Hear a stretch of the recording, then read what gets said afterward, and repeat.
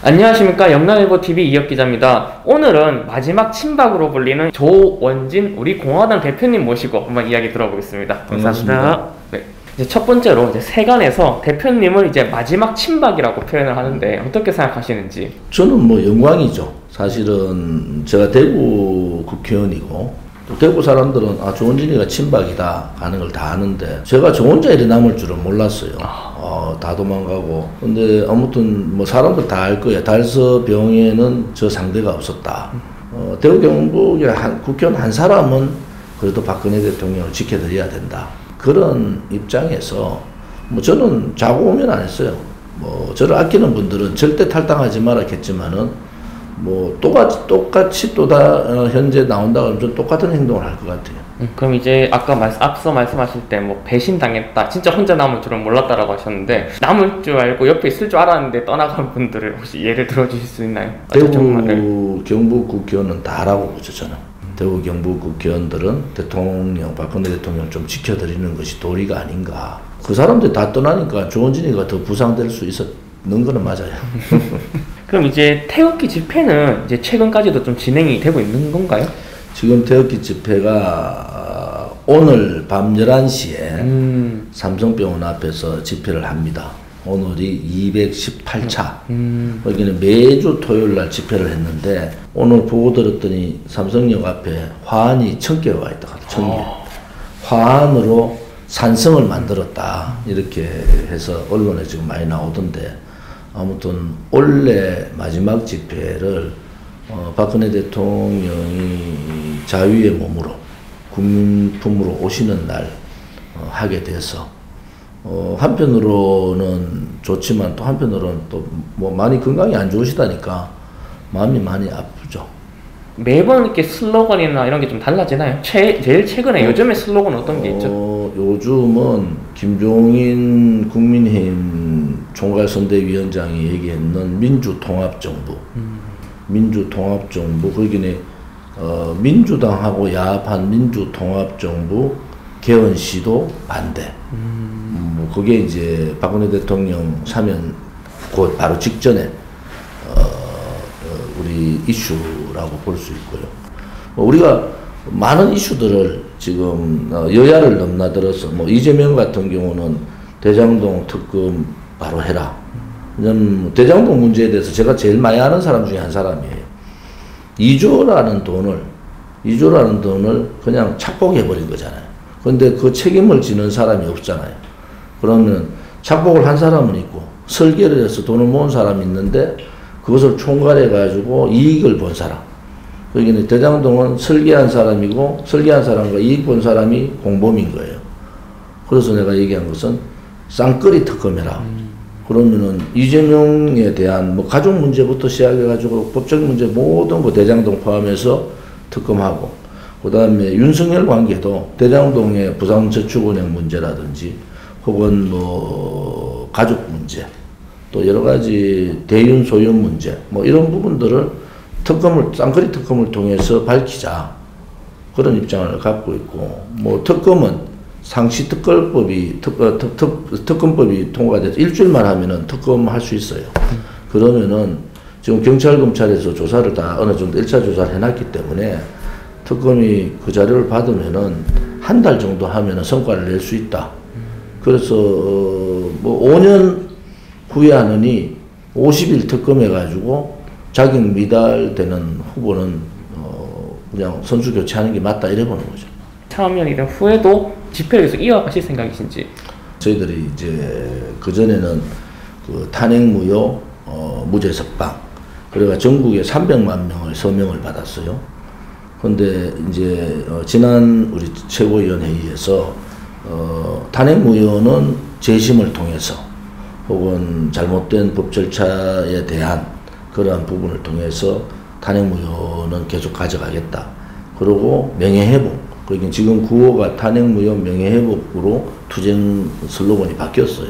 그래서 대통령께서 이제 자유의 몸으로 되셨지만은 건강을 회복하시고 뭐 정치라는 것은 이슈가 항상 있는 거고 우리 입장에서는 뭐 보수다 진보다 이런 차원을 떠나서 국가의 정체성, 자유민주 체제를 침탈한다든지 자유시장 경제를 무너뜨린다든지 혹은 우리 위대한 역사를 바꾸려는 하는 그러한 시도에 대해서는 집회를 통해서 국민의 목소리를 내겠다. 계속 이어가지고. 그래서 아마 그게 뭐 300회가 될지 400회가 될지 그것은 잘 모르겠어요. 근데 아마 계속적으로 이어갈 가능성이 높다 이래 보는 거죠. 크리스마스 사면에 대해서 어떻게 생각하시는지. 아무튼 박근혜 대통령께서 1737일 4년 9개월 만에 역대 대통령 중에 최장 또 기록을 세우면서 고통스럽게 침묵투쟁을 하신 거다 이래 보고요. 아무튼 많이 아프셔서 특별사면 되셨지만은 밖으로 나오시는 부분에 대해서 저희들은 환영을 하고 단지 시기가 늦었다. 지난 1월 달에 이낙연 총리가 얘기할 때 그때가 적기였고 그때가 특별사면이 안 됐으면은 형집행 정지라도 했어야 된다. 그때 하지 않고 8.15 때 또 특별사면 조건이 다 갖춰지는데도 8.15 때 넘겨서 병환이 악화됐다는 것은 굉장히 잘못된 거다. 그래서 사면을 통해서 대통령이 자유의 몸으로 되신 것은 환영하지만은 그러한 과정들에 있어서는 대단히 잘못된 거다. 이렇게 보고 지금 박근혜 대통령의 병환이 어느 정도로 심각하냐. 이 문제가 초미의 관심인데 아직까지 정확한 박근혜 대통령에 대한 병안에 대해서 발표된 것이 없어서 저희들도 예의주시하고 있습니다. 사면 되시는 거에 맞춰가지고 뭐 마중이라든지 이벤트 같은 게 좀 준비되어 있으신지. 밤 11시에 삼성병원에서 저희들이 자유의 품으로 돌아오신 박근혜 대통령을 환영합니다라는 슬로건으로 집회를 밤 11시에 해서 뭐 1시까지 아마 집회가 이어질 것 같아요. 그럼 지금 우리 공화당은 현재 좀 어떤 상태인가요? 어째 지금 당 대표시기도 하고 좀 대선 후보로 또 확정되신 걸로 알고 있는데. 우리 공화당은 다른 정당하고 좀 달라요. 우리는 매월 월요일 날 아침에 이제 최고위원 회의를 하고 우리 45만 당원에 6만 책임 당원이 있어서 한 달에 한 3억 정도의 당비를 가지고 운영을 하고 있고 이번에 제가 대통령 후보 나갔을 때 후원금이 한 20억 그쳤어요. 빠른 시간 내에. 책임당원 6만 책임당원 투표권을 다 가지고 있습니다. 쉽게 말하면 민초정당이 정당 73년사에 처음으로 생겼다 보면 돼요. 이 민초정당이 생겨서 금방 없어질 줄 알았더니 이게 지금 4년 4개월 가잖아요. 제가 창당 대표인데 지금까지 당에서 한 푼도 돈을 안 받습니다. 그런데 우리 당원들의 지금 수준이 60대 이상하고 60대 밑이 반반이라 보시면 돼요. 전문대학 이상이 60% 이상이에요. 그러니까 이게 굉장히 수준 높은 정당이 하나 생겼는데, 정치학을 하는 사람들, 또 정치학을 가리키는 사람들의 로망은 우리 공화당 같은 정당이에요. 이게 이제 제대로 자리 잡으면은, 이제, 다음 총선을 통해서 교섭단체를 어떻게 한다지 하면은, 이제 정치혁명이 이루어진다. 저는 그렇게 보고, 그런 사명감을 가지고 당을 이끌고 있다, 이렇게 봅니다. 사면 결정이 났던 날에 이제 유영하 변호사를 통해서 이제 문 대통령에게 심심한 사의를 표한다 이런 내용이었었는데 뭐 어려움이 많았음에도 사면을 결정해 주신 대통령 이런 표현도 나오고 의례적인 표현으로 보기에는 좀 과한 감이 있지 않나 싶은데 사면과 관련해서 그동안 서로 좀 입장을 조율했을 것 같은 이 사전 조율이 있었다고 보시나요? 그렇지 않습니다. 아, 그렇지는 않다. 아무튼 저쪽에서는 최대한 형집행 정지 정도. 그런데 그 전에 정보는 그 이재명 후보가 사면을 건의할 가능성이 높다. 그것이 저희들의 정보였고 사실 그런 준비를 했는 것 같아요. 민주당 내부의 여러 가지 문제 때문에 지금은 일반적으로 정리를 한 것 같아요. 문재인 대통령이 단독적으로 사면 결정했다 이런 것인데 박근혜 대통령의 그 사면에 대한 입장은 뭐 믿어야 되겠지만은 조금 박근혜 대통령스럽지 않다라는 생각이 좀 있어요. 민주당 내부에서는 이렇게 조율이 있었을 거라고 생각하신다면? 민주당은 분명히 이재명 쪽에서 제안을 했지 않느냐 내 추측으로는 뭐 이낙연 총리의 그 입장 그 사면 요청했을 때의 그 반발 이런 걸 감안해서 청와대에서 그걸 다 떠안았다. 또 하나는 박근혜 대통령에 대한 사면이 갑자기 이루어졌잖아요. 네. 그다음 사면심의위원회가 한 명도 반대 없이 동의를 했다는 것은 성모병원에서 삼성병원에 옮길 때 이미 기존에 있었던 병이 아닌 다른 병환이 발생한 거다. 우리는 그렇게 알고 있었고 그것이 지금 생각한 대로 이러한 문제까지 온 거 아니냐. 급히 사면을 하지 않으면 안 되는 상황이 온 거다. 이렇게 보는 거죠. 또 하나는 뭐 권선도에 같이 이런 거를 너무 정치적으로 야권 분열을 위해서 사면을 시켰다. 그거는 자기 무덤을 자기가 파는 거지. 박근혜 대통령이 어떤 입장을 내놓을지도 모르는데 자기들 지레 겁먹고 야권 분열을 위해서 사면한 거 아니냐. 이것은 폐륜에 가깝죠. 지금 저분이 어느 정도의 병이 중한지도 모르는데 도덕적으로 맞지 않다 이래 보는 거죠. 박근혜 전 대통령이 현재 건강 상태에 대해서 염려하시는 분들이 많은데 뭐 정확한 병명은 이렇게 아까 모르신다고 하셨는데 그렇게 들은 게 있으신지 어느 정도라더라 이런 게. 아니 그거는 여러 가지 얘기들이 많이 돌고 네. 지금 유튜브 상에서도 뭐 과도한 상상까지 하고 있잖아요. 그런데 우리는 믿어야 돼요.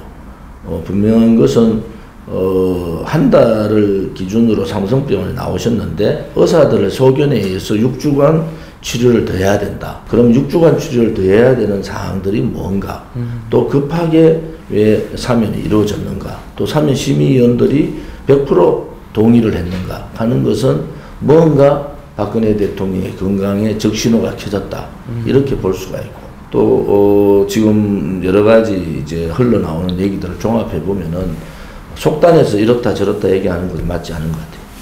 퇴원하고 이제 건강을 회복하시면 정해진 거처가 있으신지 뭐 달성군의 이제 한 사회단체장이 달성이 이제 거처를 마련하겠다 이렇게 뜻을 밝히기도 했는데 뭐 정해진 가는 게 있나요? 아무튼 제가 아는 박근혜 대통령의 성정은 남한테 신세 안 지는 분이에요. 지금은 박근혜 대통령이 삼성동 사저를 팔아서 또 벌금을 몰고 뭐 이런 부분으로 해서 돈이 없는 상태잖아요. 그래서 내곡동까지 샀는데 현찰 있는 거는 다 차업당에 가 있고 내곡동 사저를 샀는데 내곡동까지 공매됐잖아요. 그러면 이제 박근혜 대통령이 조금 회복이 되면은 아마 가족들을 제일 먼저 만날 거다. 저는 좀 내용을 아는데 뭐 말씀드리기는 그렇고 가족들을 먼저 만나면은 뭐 박지만 회장하고 거처 부분에 대해서 얘기를 하지 않을까. 가장 관심을 가진 게 우리 공화당 아닙니까? 뭐 우리 공화당은 오늘이라도 박근혜 대통령께서 대구에 저는 뭐 그렇게 얘기죠. 대구가 정치적 고향이고 또 태어나신 곳이고 또 중앙정치에 좀 멀어져 있으니까 대구에 거처를 옮기시는 게 좋겠다. 만약 그래 된다 그러면 우리 공화당이 다 준비를 할 수 있다 이래 보고요. 뭐 우리 공화당 그 정도 능력은 되거든요. 또 하나는 이제 하나 걱정되는 것은 계속 진료를 받으셔야 되니까 뭐 대구 병원도 좋지만은 또 나름대로 대통령이 생각하는 그런 진료 기관이 있을 거 아니에요. 기관이. 그래서 그런 부분에 있어서는 아마 대통령께서 가족들하고 결정한 이후에 생각해야 될 거다. 그럼 이제 이명박 전 대통령도 건강이 안 좋은 걸로 이렇게 알려져 있는데 사면 대상에서는 빠졌단 말이죠. 그래서 이건 어떻게 생각하시는지? 뭐 문재인 좌파 독재 정권의 편협함이지. 소위 말해서 째째하잖아. 풀려면 다 풀어야지. 그 무슨 노무현 대통령에 대한 악감정 때문에 그것을 안 푸는 것은 국민 대통합으로도 맞지 않죠.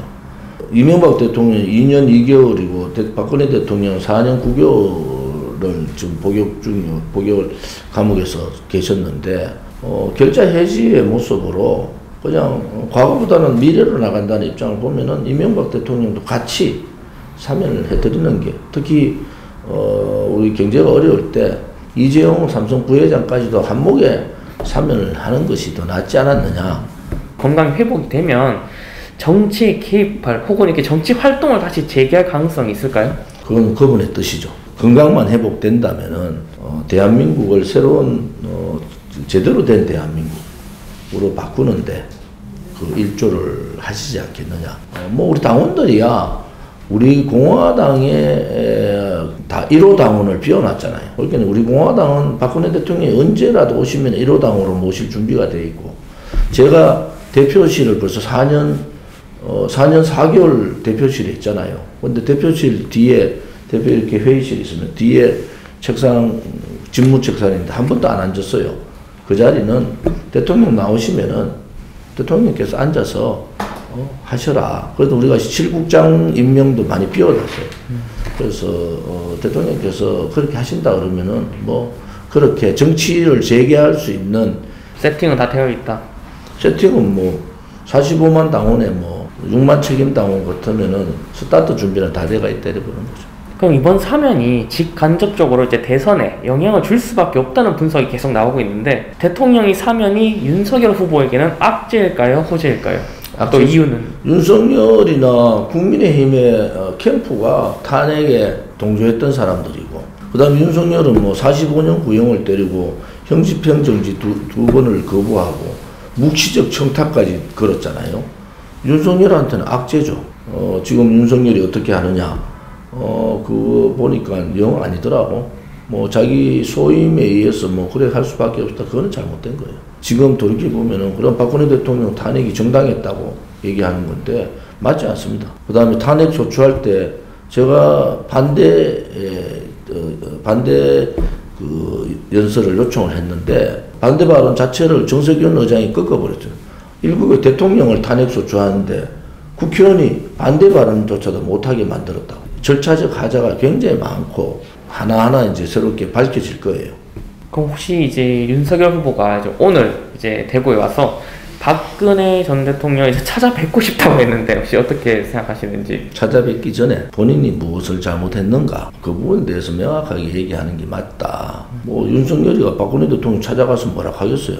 이제 박근혜 대통령한테 얘기할 걸 국민한테, 지금 대통령 후보잖아. 국민한테 얘기를 해야지.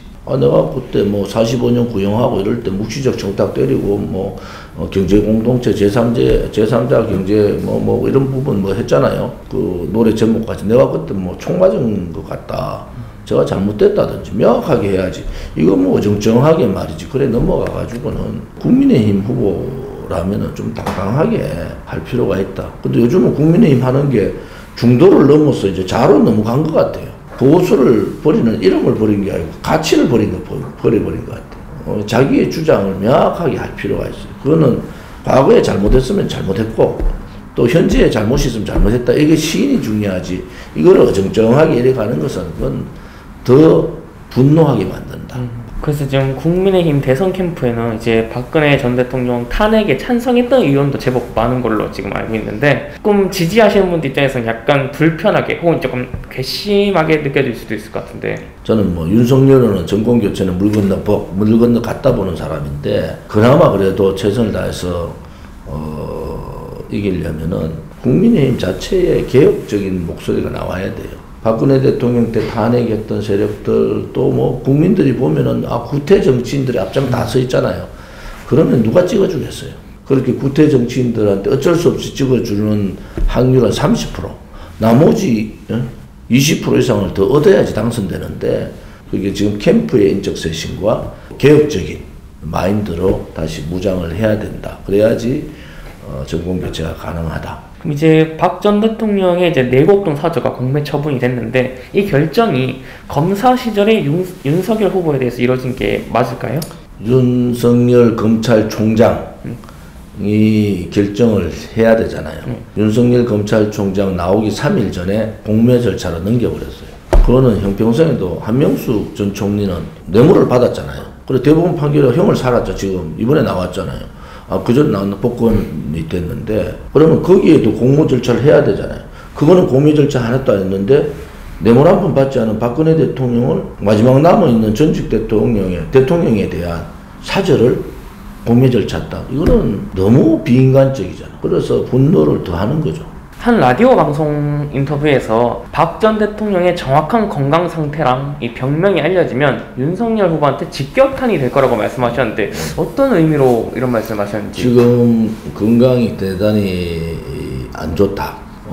45년 구형을 때리고 또 박근혜 대통령을 법정에 하루에 10시간씩 일주일에 4번씩 끌고 다녔잖아요. 또 형집행정지를 2번이나 거부하고 내곡동 사저까지도 집까지도 뺏어버렸잖아요. 근데 박근혜 대통령이 건강이 굉장히 안 좋은 상태, 지금 한간에 도는 여러 가지 건강 상태가 나온다고 윤석열이 견딜 수 있겠어요?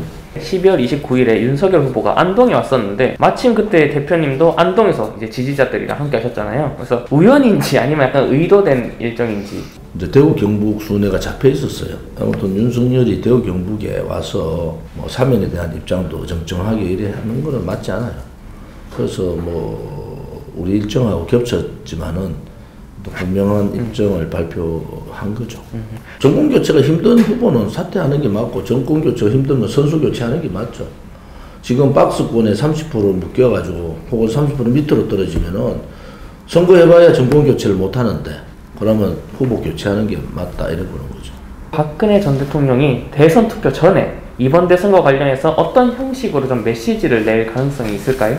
그거는 대통령께서 알아서 하실 문제인데 침묵을 지킬 쪽이 지키는 게 확률이 높지 않는가 이래 봅니다. 그럼 만약 특정 후보를 지지하거나 이런 메시지보다 그냥 뭐 정권 교체나 아니면 자유우파 단결해라 이런 메시지를 낸다면은 이건 윤석열 후보를 지지하는 걸로 볼 수 있을까요? 그거는 생각하기 다르겠죠. 생각이 다른데 안 그러면 그냥 침묵으로 있을 수도 있다. 이제 지난 28일에 박근혜 전 대통령 수사는 공직자로서 이제 직분에 의한 일이라고 하더라도 정치적, 정서적으로는 대단히 미안한 마음을 갖고 있다 이렇게 말했는데 이 부분에 대해서 어떻게 생각하시는지. 공직자로서의 직분의 일을 했는데 일을 잘못한 거예요. 아니 뇌물을 한 푼도 받지 않은 분을 묵시적 청탁으로 엮어가지고 45년 구형하는 것은 대단히 잘못한 겁니다. 그것은 변명의 여지가 없어요. 그 다음에 경제공동체, 제3자 뇌물죄까지 다 붙였잖아요. 근데 박근혜 대통령 뇌물 한 푼 먹은 거 있습니까? 태블릿 PC도 지금 가짜로 밝혀졌다. 그 많은 일들이, 그 다음에 K미러 재단, 그 무슨 돈에 대한 그게 있었습니까? 증거로 채택도 안 됐는데. 그래도 대선 후보로서 윤석열을 평가한다면? 정치를 안 했어야 되는 사람이다. 내가 대통령이 돼야 되겠다는 욕심이 아니고 우리 자유파로서 아쉬운 것은 정권 교체를 굉장히 쉽게 할 수 있는 방법이 있었는데 그 당시에 3월 5일날 검찰총장을 그만뒀는데 7월 말까지 임기잖아요. 그때 문재인 그 정권의 권력 게이트 수사를 해야 됩니다. 역대 정권이요. 다 권력 게이트 수사를 했어요. 이번에는 권력 게이트 수사를 그냥 놔두고 나와버렸잖아요. 그럼 그 권력 게이트에 사면을 줘버린 것 같고, 만약에 권력 게이트의 수사가 어느 정도 진행이 됐으면은, 그때부터 권력의 지지율이 확 주풍낙엽으로 떨어지는데, 문재인의 지지율이 지금 40%를 유지하는 것은 권력 게이트 수사를 안 한 검찰총장의 책임이 크다. 윤석열에 의한 정권 교체가 아니라, 누구에 의해서라도 정권 교체를 쉽게 갔는데, 윤석열이 자기가 대통령 되겠다고 조기에 나오는 바람에 정권 교체가 굉장히 어려워져 버렸다. 선수를 교체한다면 어떤 후보를 좀 나온 게 좋을까요? 아니면 누군가 연대를 한다든지? 윤석열도 그렇지만 이재명까지 다 교체해야 된다는 사람이에요. 이재명은 뭐 파도 끝이 없는 비도덕성, 폐륜적 행위, 그 다음에 의혹, 뭐 가족 문제. 본인이 공정과 상식이라고 계속 강조를 했잖아요. 본인이 그렇게 조국 수사할 때 잣대를 가졌는데 부인이 이제 공정과 상식을 벗어났어. 양 후보 다가 둘 다 교체하는 게 맞다고 봐요. 둘 다 교체하면은 뭐 민주당이야 이낙연 전 총리가 있잖아요. 뭐 국민의힘 얘기하면은 국민의힘은 청문홍답, 홍준표 있잖아요. 홍준표는 호시탐탐 감 떨어지기를 바라고 있는 거 아닌가? 그럼 만약에 홍준표 후보가 정말 교체돼서 나온다면 될 가능성이 있다고 보시나요? 조은지와 붙어봐야지. 조은진이 될 확률이 제일 높을걸요. 왜냐면 확실하잖아. 정세성 뚜렷하고 돈도 없고 깨끗하고 또 의리도 있고 후보들 중에 얼굴도 제일 잘생겼다 하더라고. 내 얘기가 아니고 누가 토론회 한 몇 번만 하면 내가 이길 거예요. 윤석열 오늘 우리 당의 최고위원이라고 한상수 최고위원 계신데 그분은 인제대학교 지금 법대 교수의 헌법학자인데 윤석열 후보하고 서울법대 동기잖아요. 79학번 서울법대 동기 오늘 그러더라고. 동기니까 내가 말 놓겠다고. 윤석열 우리가 자신 있으면은 형사법으로 네가 45년 구형이 옳다 그러면 자기하고 토론하자고. 자기 서울법대 동기가 우리 당에는 법률 담당 최고위원으로 계신데 제안을 하더라고. 이거는 법적으로 너무 잘못된 판결이다. 검찰에서 45년 구형한 것은 대단히 잘못된 거다. 그래서 공식적으로 오늘 토론하자고 제안을 했는데 제발 토론 좀 받아가지고 얘기를 좀 서로 한번 봤으면 좋겠어요. 정말 현실적으로 선수 교체가 될 가능성이 있을까요? 아무튼 선수 교체를 하는 조건은 첫째, 선거를 치르나 마나 진다 할 때. 두 번째, 지지자들이 등을 돌릴 때. 지금 지지자들은 70% 등을 돌려버렸잖아요. 지금 데드 크로스를 넘어섰잖아요. 도저히 윤석열은 안 되겠다. 그러면 정권 교체를 하기 위해서라도 선수를 교체해야 되잖아요. 선수 교체는 간단합니다. 후보가 사퇴하면 돼요. 바로 선수 교체하는 겁니다. 선수 교체를 통해서 보수 자유파 전체를 하나로 연대를 해서 단일 후보가 붙으면은 정권 교체 가능성 대단히 높을 겁니다. 대표님께서는 이제 우리공화당 대표이자 대선 후보신데 윤석열 후보와 손잡으실 가능성은 어느 정도 있을까요? 아무튼 윤석열 후보가 5.18 정신을 헌법 전문에 넣겠다는 이거 취소해야 된다. 그 다음에 개헌, 내각제나 이원집정부제 개헌을 통해서 민주당하고 야합해서 민주통합정부 만든다는 거 취소해야 된다. 해서는 안 되는 일들이 있잖아요. 그런 일들에 특히 박근혜 대통령에 대한 이 행위 이런 부분에 대해서는 명확하게 입장 정리를 해서 진솔한 사죄가 필요하다. 그리고 문재인 정권의 좌파들하고 연대나 연합을 할 게 아니라 붉은 적폐, 문재인 정권의 붉은 적폐를 청산해야 된다. 이 조건만 갖춰준다면은 저는 언제라도 만날 수 있어요. 태극기 부대들은 끝까지 이제 윤석열을 지지 안 할 것인지 아니면 정말 정권 교체를 위해 막판에 어쩔 수 없이라도 찍을 것인지 어떻게 보시나요? 어쩔 수 없이 찍는 거는 그런 사람도 있겠죠. 근데 우리 공화당에서는 거의 없다 보시면 됩니다.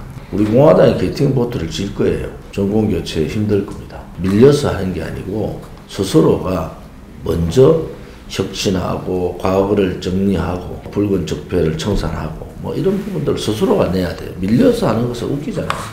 그럼 지금 윤석열 후보 이제 캠프 내에서도 이제 신지 같은 약간 파격적인 인사들을 데리고 온다든지 약간 이준석 간에 약간의 갈등이 있고 이런데 이런 거에 대해서 좀 어떻게 생각하시나요? 신지에는 파격적인 인사가 아니고 실패 인사입니다. 2022대남들이 완전히 돌아서게 만든 신지혜가 갖고 있는 표가 아니고 신지혜 때문에 이대남이 돌아간 표가 엄청나게 많다는 거.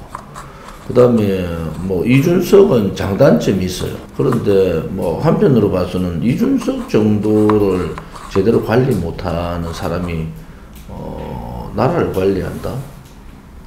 굉장히 힘들지 않겠느냐. 수신 제가도 안 됐는데 치국이 되겠습니까? 이제 대구 경북의 이런 보수 성향, 정치 지형에 대해서 좀 우려하시는 분들도 있는데 이 TK 지역 미래를 위해서 이 변화가 필요하다는 지적은 또 어떻게 생각하시는지?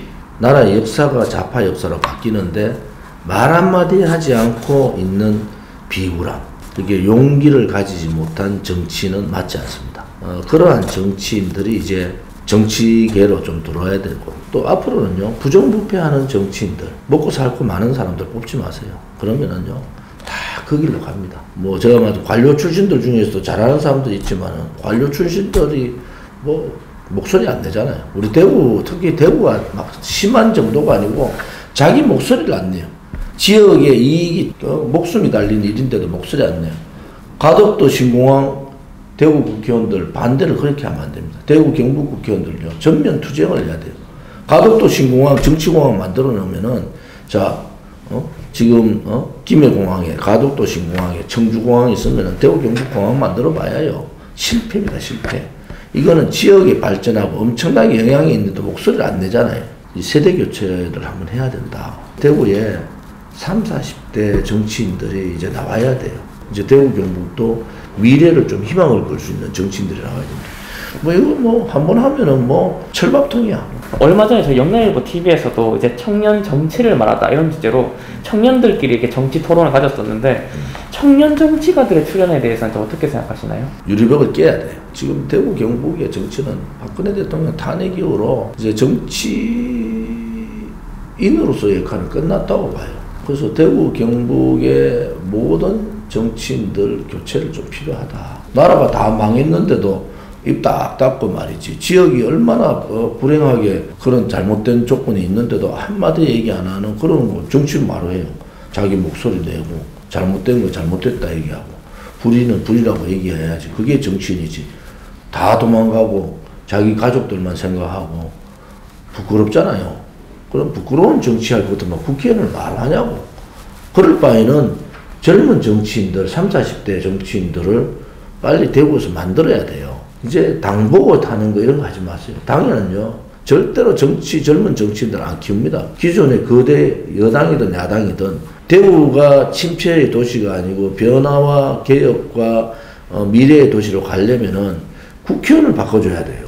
국회의원이 입 닫고 있으니까 그 사람들 다 입 닫고 있잖아요. 그러니까 대구가 아무튼 발전하려면은 저 같은 정치인 뽑으면 돼요.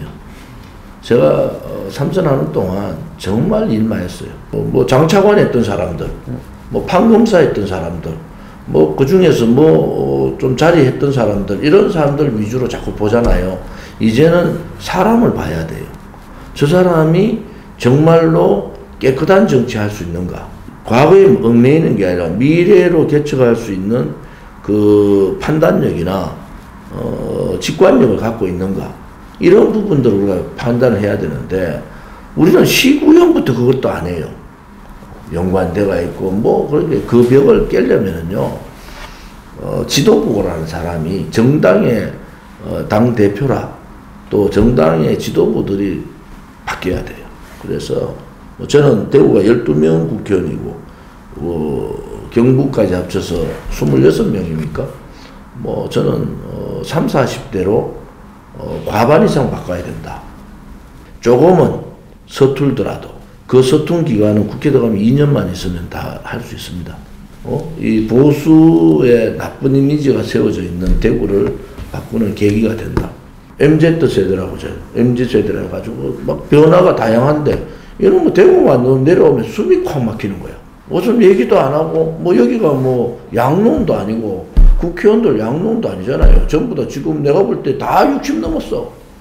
젊은 국회의원이 지금 몇 살이 제일 젊죠 지금 대구에? 양농 같아. 어디 말도 안 하고 지역에 어떤 엄청난 그 중요한 일인데도 자기 목소리 안 내고 나라가 이렇게 막 뒤집어지는데도 제 목소리 안 내는 이런 부분들은 잘못됐다 이래 보는 거죠.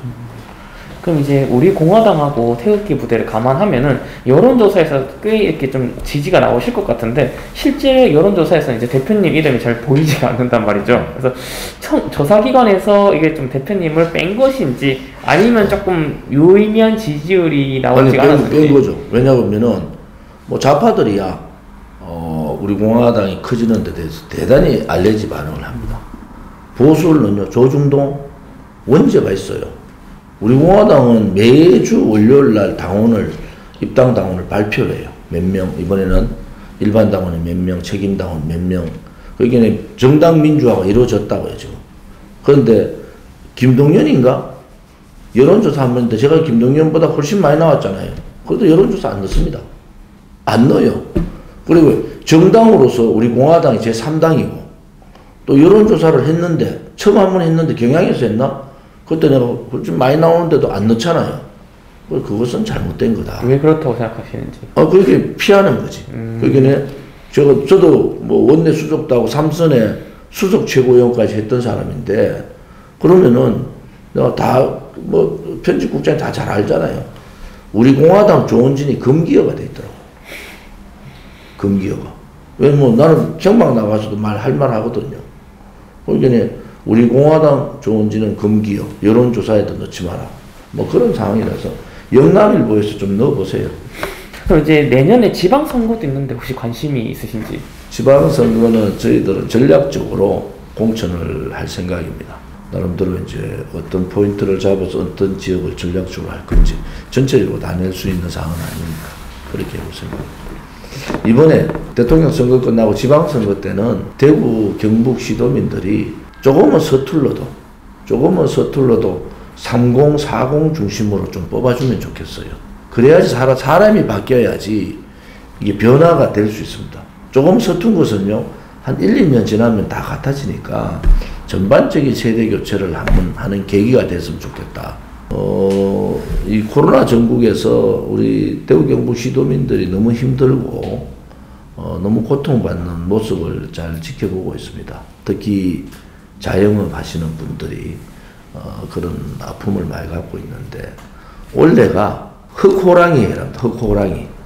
이 흑호랑이 해에 이 코로나 재앙 또 우리 이 주변의 아픔 이런 것이 다 없어지고 우리 대구경북 시도민들이 희망과 또 행복을 얘기하는 그러한 새해가 되기를 바라겠습니다. 화이팅 하십시오. 네, 오늘은 조원진 우리 공화당 대표님 모시고 긴 시간 이렇게 이야기 들어봤습니다. 수고해주신 대표님 감사드립니다. 네, 고맙습니다. 지금까지 영남일보 이혁 기자였습니다. 감사합니다. 네, 고맙습니다.